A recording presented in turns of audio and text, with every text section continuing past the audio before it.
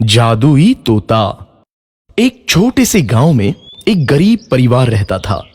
उस परिवार में रामू और उसकी बीवी सीता उसके बेटे चिंटू के साथ रहते थे।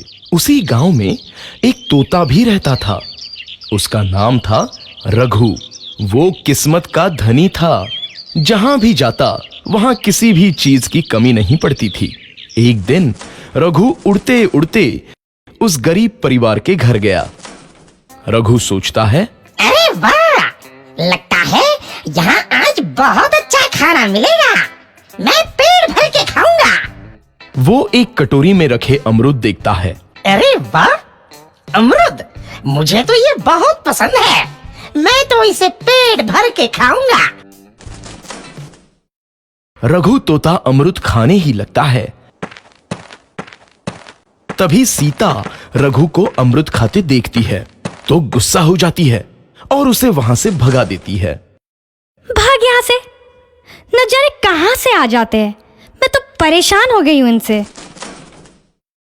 सीता के भगाने के बाद रघु चुपचाप से एक कोने में रहता है।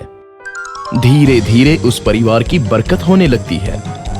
एक दिन रामू और सीता खाना खाते वक्त बातें करते हैं। आजकल हमारी बहुत तरक्की हो रही है, काम भी अच्छा चल रहा है। रामू कहता है। इस पर सीता कहती है, सच कहा, भगवान हमेशा ऐसे ही हम पर मेहरबान रहे।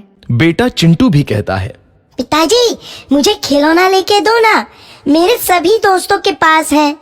रामू कहता है, ठीक है, जरूर लाऊंगा।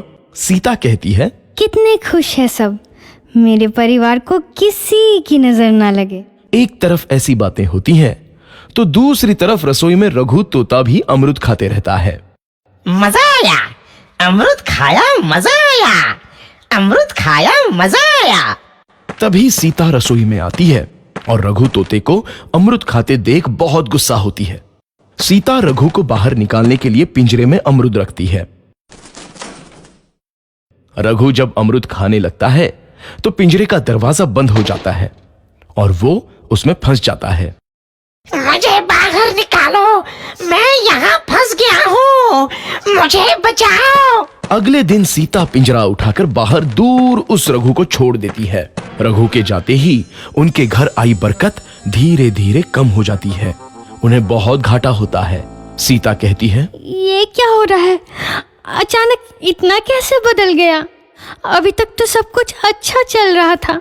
रामू कहता है, लगता है भगवान हम पर रूठ गए हैं। चिंटू भी कहता है, लगता है अब मुझे खिलौने भी नहीं मिलेंगे। और वो रोने लगता है और बाहर चला जाता है। कुछ दिन बाद रघु तोता फिर से उस घर में आता है।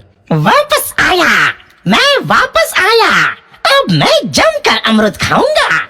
रघु सीधा रसोई घर में चला जाता है और अमरूद खाने लगता है। कुछ देर बाद सीता रसोई में आती है और रघु को देख कहती है, एक तो घर में पहले से इतनी दिक्कत चल रही है और ऊपर से ये तोता मुझे और परेशान कर रहा है। सीता रघु को वहां से भगा देती है। रघु उड़कर किसी कोने में छुप जाता है। कुछ दिन बाद धीरे धीरे उस घर की बरकत वापस आने लगती है। काम भी अच्छे से चलने लगता है।